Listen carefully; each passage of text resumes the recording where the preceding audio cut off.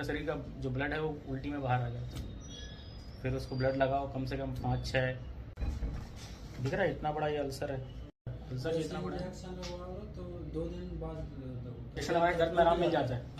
तो यही कर रहे थे क्या अभी तक? यही हो रहा है। तो इंजेक्शन लगवा के दर्द को ठीक कर रहे थे, इसलिए तो इतना बड़ा अल्सर बन गया है। इतना बड़ा जो अल्सर बना है वो इसीलिए कि दर्द हुआ, दवाई ले ली, इंजेक्शन लगवा लिया लोकल, तो ठीक हो जाता होगा, है ना। एक दिन फट जाता अंदर, वही तो मैं बता रहा हूँ कि जो फट जाता, ब्लीडिंग हो जाती। तो दर्द हुआ तो डॉक्टर के पास आना है। डॉक्टर मतलब झोला सा डॉक्टर नहीं, जो जिस चीज़ के डॉक्टर है उस चीज़ के पास आना पड़ेगा, स्पेशलिस्ट के पास, तब तो बीमारी पकड़ में आएगी। तो लोकल झोला साहब के पास गया, दर्द का इंजेक्शन दिया, फिर 4 दिन 5 दिन आराम में, फिर दर्द हुआ, इंजेक्शन लगवा लिए, ये चल रहा होगा ना। तो उसी में तो बीमारी बढ़ती है अंदर की। अंदर दर्द है, इसका मतलब है कि शरीर में कोई प्रॉब्लम है।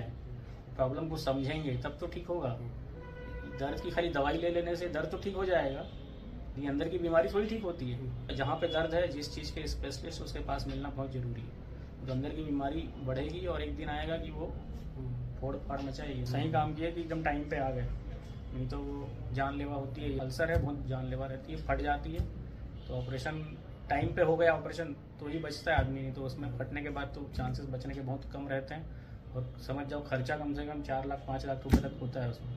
और ब्लीडिंग हो गई, ब्लीडिंग का भी ऐसा ही है कि खून लगाना पड़ता है कम से कम 4-5 बोतल। बीपी कम हो गया, पूरा खून शरीर का बाहर इसी से निकल जाता है पूरा। अभी एक मरीज है, उसका भी एक हमने देखा है, उसका भी एंडोस्कोपी से उसको अल्सर को बंद किया है, ब्लीडिंग को। पूरा शरीर का जो ब्लड है वो उल्टी में बाहर आ जाता है।